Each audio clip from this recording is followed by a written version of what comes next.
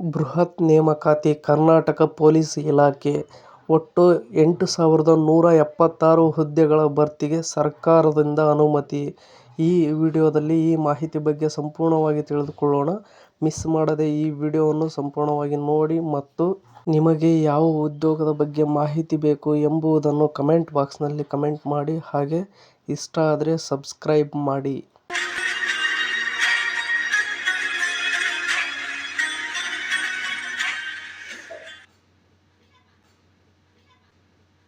ಕರ್ನಾಟಕ ರಾಜ್ಯ ಪೊಲೀಸ್ ಇಲಾಖೆಯಲ್ಲಿ ವೃತ್ತಿಜೀವನವನ್ನು ರೂಪಿಸಿಕೊಳ್ಳಲು ಬಯಸುವ ಅಭ್ಯರ್ಥಿಗಳಿಗೆ ಸುವರ್ಣಾವಕಾಶವೊಂದು ಒದಗಿ ಬಂದಿದೆ. ಇಲಾಖೆಯ ವಿವಿಧ ವಿಭಾಗಗಳಲ್ಲಿ ಖಾಲಿ ಇರುವ ಒಟ್ಟು 8,176 ಹುದ್ದೆಗಳನ್ನು ನೇರ ನೇಮಕಾತಿಯ ಮೂಲಕ ಭರ್ತಿ ಮಾಡಲು ಸರ್ಕಾರವು ಅನುಮೋದನೆ ನೀಡಿದ್ದು, ಈ ಕುರಿತು ಅಧಿಕೃತ ಆದೇಶ ಹೊರಬಿದ್ದಿದೆ. ಈ ಬೃಹತ್ ನೇಮಕಾತಿ ಪ್ರಕ್ರಿಯೆಯು ರಾಜ್ಯದ ಕಾನೂನು ಮತ್ತು ಸುವ್ಯವಸ್ಥೆಯನ್ನು ಮತ್ತಷ್ಟು ಬಲಪಡಿಸುವ ನಿಟ್ಟಿನಲ್ಲಿ ಮಹತ್ವದ ಹೆಜ್ಜೆಯಾಗಿದೆ. ಇನ್ನು ನೆಕ್ಸ್ಟ್ ನೋಡುವುದಾದರೆ ಹುದ್ದೆಗಳ ವರ್ಗೀಕರಣ ಮತ್ತು ವಿವರಗಳು. ಇದರ ಬಗ್ಗೆ ನಾವು ನೋಡುವುದಾದರೆ, ಈ ನೇಮಕಾತಿಯಲ್ಲಿ ವಿವಿಧ ಶ್ರೇಣಿಯ ಹುದ್ದೆಗಳನ್ನು ಕಲ್ಯಾಣ ಕರ್ನಾಟಕ ಮತ್ತು ಕಲ್ಯಾಣ ಕರ್ನಾಟಕೇತರ ವಲಯಗಳಿಗೆ ಹಂಚಿಕೆ ಮಾಡಲಾಗಿದೆ. ಅವುಗಳ ವಿವರ ಹೀಗಿದೆ.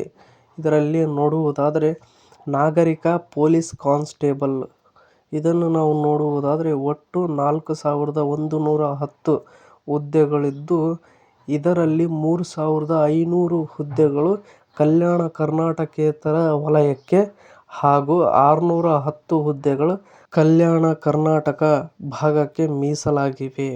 ಇನ್ನು ನೆಕ್ಸ್ಟ್ ನಾವು ನೋಡುವುದಾದರೆ special reserve police constable KSRP ಇದರಲ್ಲಿ ಒಟ್ಟು 2,032 ಹುದ್ದೆಗಳ ಭರ್ತಿಗೆ ಅವಕಾಶ ನೀಡಲಾಗಿದ್ದು, ಇದರಲ್ಲಿ 1,500 ಹುದ್ದೆಗಳು ಕಲ್ಯಾಣ ಕರ್ನಾಟಕೇತರ ಹಾಗೂ 532 ಹುದ್ದೆಗಳು ಕಲ್ಯಾಣ ಕರ್ನಾಟಕ ಭಾಗದ ಅಭ್ಯರ್ಥಿಗಳಿಗೆ ಲಭ್ಯವಿದೆ.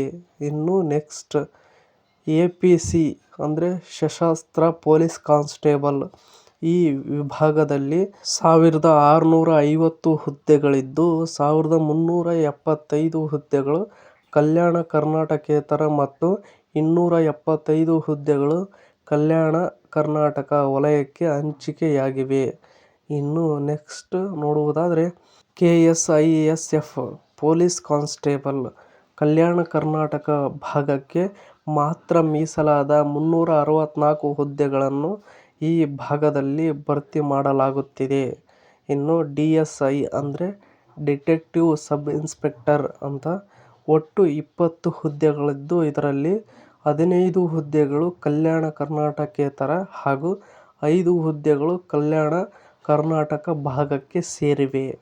ಇನ್ನು ನೆಕ್ಸ್ಟ್ ನೋಡುವುದಾದರೆ ಮೀಸಲಾತಿ ನಿಯಮ ಮತ್ತು ನ್ಯಾಯಾಲಯದ ಆದೇಶ. ಇದರಲ್ಲಿ ನಾವು ನೋಡುವುದಾದರೆ ಈ ನೇಮಕಾತಿಯು ಪರಿಷ್ಕೃತ ಮೀಸಲಾತಿ ನಿಯಮಗಳ ಅನ್ವಯ ನಡೆಯಲಿದೆ. ಪರಿಶಿಷ್ಟ ಜಾತಿಯ ಮೀಸಲಾತಿಯನ್ನು ಶೇಕಡಾ 15ರಿಂದ ಶೇಕಡಾ 17ಕ್ಕೆ ಹಾಗೂ ಪರಿಶಿಷ್ಟ ಪಂಗಡದ ಮೀಸಲಾತಿಯನ್ನು ಶೇಕಡಾ 3ರಿಂದ ಶೇಕಡಾ 7ಕ್ಕೆ ಹೆಚ್ಚಿಸಲಾಗಿದೆ. ಈ ಸಂಬಂಧ ಉಚ್ಚ ನ್ಯಾಯಾಲಯದಲ್ಲಿ ಸಲ್ಲಿಕೆಯಾಗಿದ್ದ ರಿಟ್ ಅರ್ಜಿಗಳ ವಿಚಾರಣೆ ನಡೆಸಿ ನ್ಯಾಯಾಲಯವು 27/11/2025 ನೀಡಿದ ಮಧ್ಯಂತರ ಆದೇಶವನ್ನು ಪರಿಗಣಿಸಿ ನೇಮಕಾತಿ ಪ್ರಕ್ರಿಯೆಯನ್ನು ಮುಂದುವರಿಸಲು ಸರ್ಕಾರವು ನಿರ್ದೇಶನ ನೀಡಿದೆ. ಇನ್ನು ನೆಕ್ಸ್ಟ್ ನೋಡುವುದಾದರೆ ಈ ಮೇಲೆ ತಿಳಿಸಿದ ಎಲ್ಲ ಮಾಹಿತಿಗಳನ್ನು ಸರಿಯಾಗಿ ಓದಿಕೊಂಡು ಸರ್ಕಾರದಿಂದ ನೇಮಕಾತಿ ಅಧಿಸೂಚನೆ ಬಂದ ನಂತರ ಅರ್ಜಿಯನ್ನು ಸಲ್ಲಿಸಿ ಎಲ್ಲ ತಯಾರಿಯನ್ನು ನಡೆಸಿ ಪರೀಕ್ಷೆಯನ್ನು ಎದುರಿಸಿ ನಿಮ್ಮ ಕನಸಿನ ಉದ್ಯೋಗ ಪಡೆಯುವಲ್ಲಿ ಯಶಸ್ವಿಯಾಗಿ.